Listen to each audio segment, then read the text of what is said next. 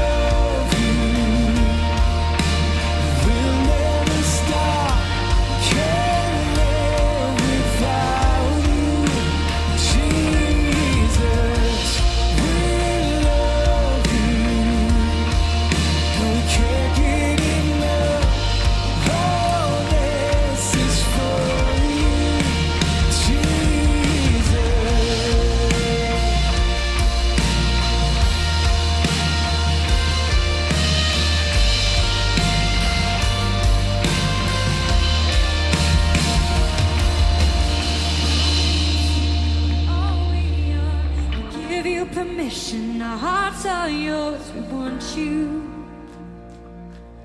We want you.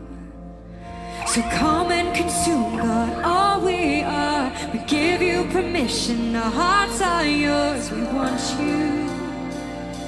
How we want you. So come and consume, God, all we are. We give you permission, our hearts are yours, we want you. We want you, yeah. So come and consume, God, all we are. We give you permission, our hearts are yours. We want you, we want you, we love you, we love you. We'll never stop, can't live without you, Jesus.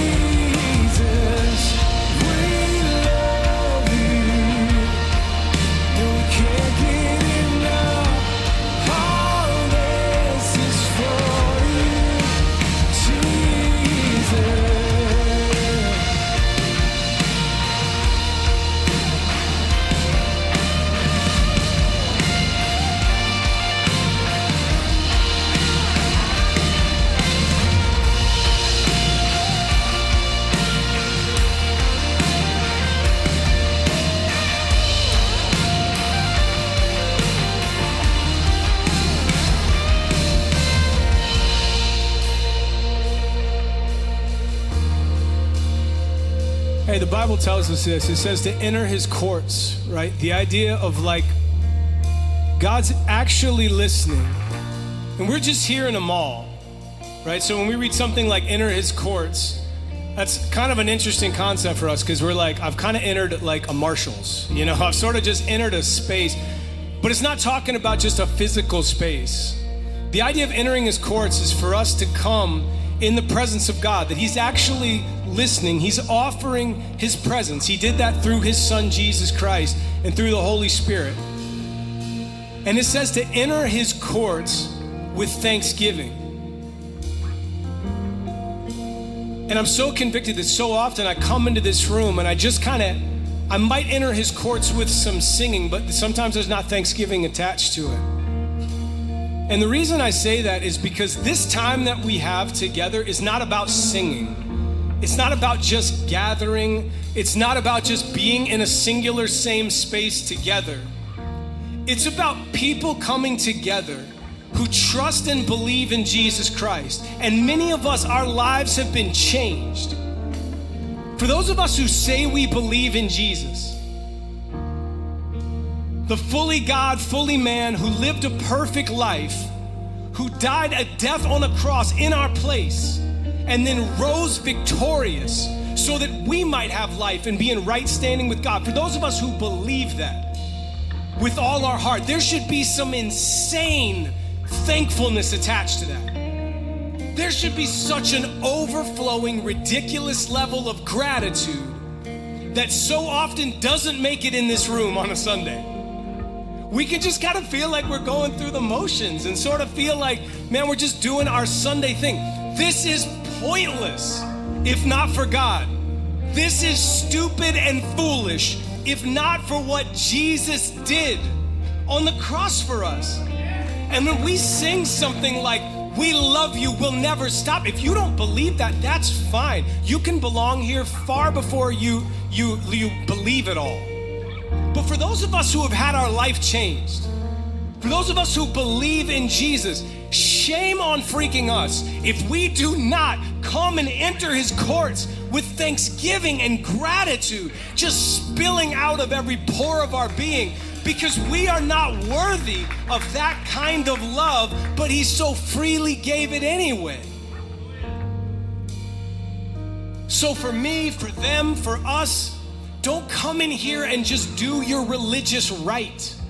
Religion isn't the point. There is a sovereign creator over all things, offering relationship with each one of us, because even though we in and of our own work are not worthy of his love, he calls us worthy and places his love on us anyway.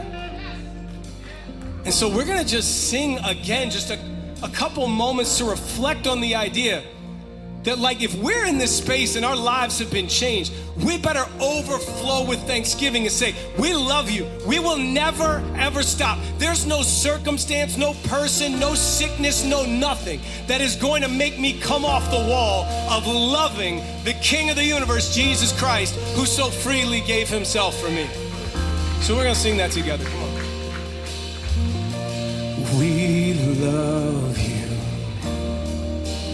We'll never stop, can't live without. Come on, you gotta believe it. Jesus.